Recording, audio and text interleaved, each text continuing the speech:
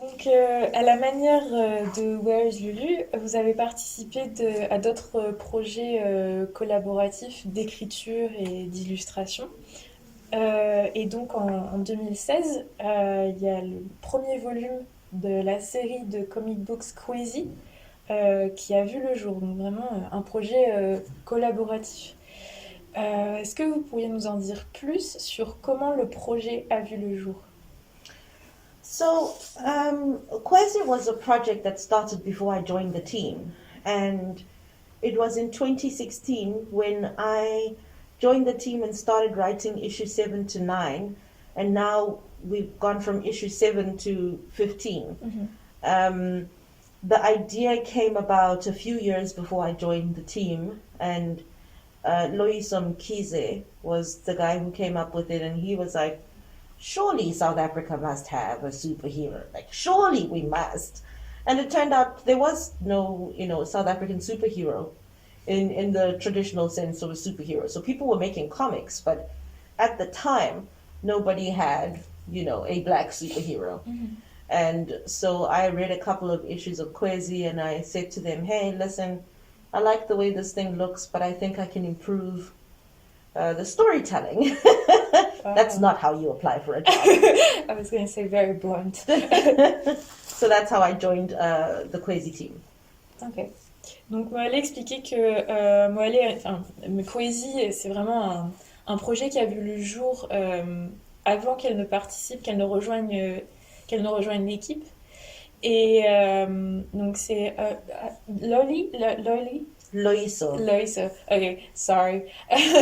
Loiso, qui était à l'origine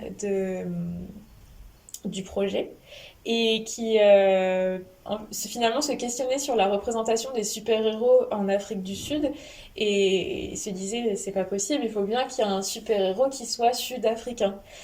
Et c'est comme ça que Kwezi, donc un comic book centré sur le personnage Kwezi, qui est un super-héros du commun finalement de tous les jours, qui cherche à comprendre quelle est sa place dans la société en tant que super-héros, a vu le jour.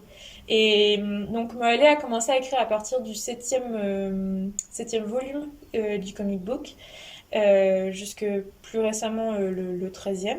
Et elle a rejoint l'équipe de façon très simple en les contactant finalement et en disant voilà, je suis écrivaine et je pense que je pourrais participer à l'amélioration et à l'évolution du projet. Et c'est comme ça qu'elle a intégré l'équipe de Kwezi. Donc vraiment un projet collaboratif, il y a vraiment différents cerveaux derrière l'histoire. Euh, du coup, ma deuxième question, c'est est-ce que vous préférez collaborer avec d'autres artistes ou vous préférez travailler seul? Et est-ce que vous pensez que votre expérience dans du travail collaboratif a impacté la façon dont vous écrivez quand vous êtes seul? So before I joined the Kwezi team, I'd never really done any collaborative work because as an author, you write your novel, it goes to your editor, so everybody's got their place. But suddenly, when you're working in comic books, especially because at Kwezi we do things a little differently. Everyone is involved, everyone has a say, which can sometimes take a long time. So I think I've had to become a team player. And I always thought I was a team player until until I started working in comics, and so I'm learning how to be a team player. And I think working in comics has also improved my ability to just write, because you don't wait for the inspiration, right? You just have to write because you have to put the comic books out. Yeah. Donc, pour pouvoir, comment dire, quand on écrit seul un roman, finalement, quand on est le seul à être derrière son travail d'écriture, le processus c'est assez simple, on écrit puis on envoie tout son travail à son éditeur de sorte à ce qu'il y ait une revue.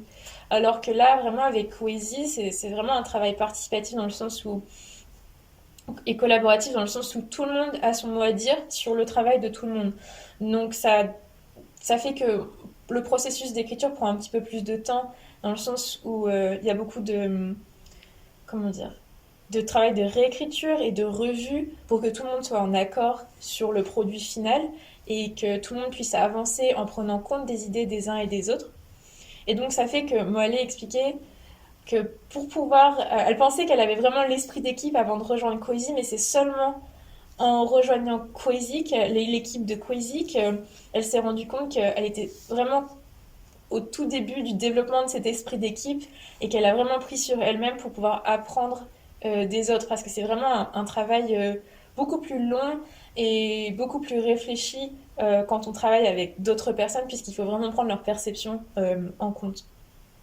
Et donc du coup, vraiment, c'est là où ça impacte sa façon d'écrire seule, c'est que elle a développé cet esprit d'équipe et elle est beaucoup plus attentive à son environnement de travail et aux idées des autres. Um, so, plus récemment, vous avez annoncé que vous faisiez partie de l'équipe d'écriture du script pour l'adaptation du, euh, du, du, du comic Marvel, Black Panther, Sins of the King. Does it feel like a reward after writing Crazy and giving so much of your time to Crazy? Est-ce que vous avez l'impression que c'est une récompense après tout le travail fourni au niveau de Crazy? I don't know about reward specifically, but I feel like once I started doing other comic book work, then I felt brave enough to call myself a comic book writer, because if I say I'm a comic book writer and people say, "Oh, what do you work on?" and I say, "Crazy." I always feel like once you've done something more than once, so I worked on Quasi, and then now I worked with Serial Box on Marvel's Black Panther. So now I can say I'm a comic book writer, even though that's an audio series. It's the same with my writing. After I wrote The Yearning, I didn't call myself a writer until I wrote something else. Then I was like, okay, I've done it more than once. Yeah, I'm a writer. So it's just... It confirms your status. It confirms it to me, because what if the first time was a fluke? What if the first time was a mistake? But if I do it more than once, then it's like, okay, yeah, that's who I am now. Okay. Yeah.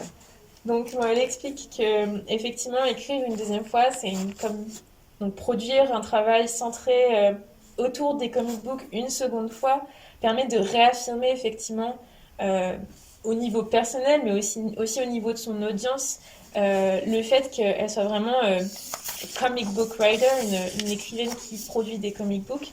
Et donc du coup, c'est réellement une affirmation. Elle expliquait que un petit peu à la façon, de la même façon, quand elle avait écrit son premier roman, on n'est jamais vraiment certain que la première fois soit décisive et la meilleure.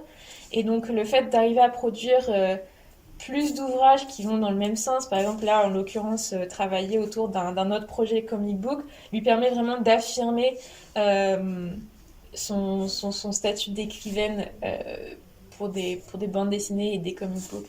Donc ça lui permet de gagner en confiance en elle et de lui donner plus de maturité dans son travail.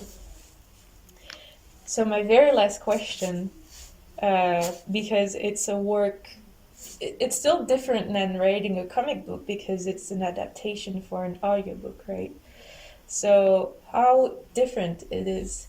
En quoi écrire un script pour un audiobook est différent d'écrire le script d'un comic book? Well, the audiobook, so in the comic book, I can basically say to the illustrator, this is what you must draw, and then I put in the dialogue.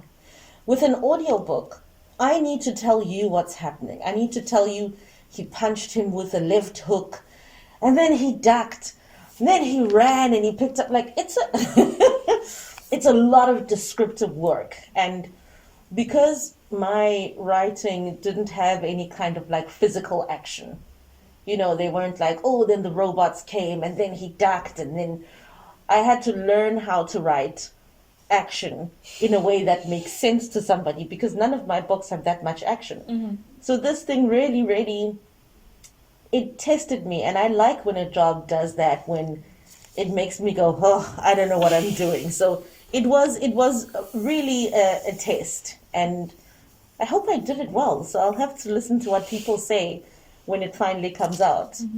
Donc pour Mohale, vraiment, l'écriture d'un audiobook, de faire le script pour un audiobook, c'était un challenge, un test au final, parce que elle a dû apprendre à écrire et décrire l'action.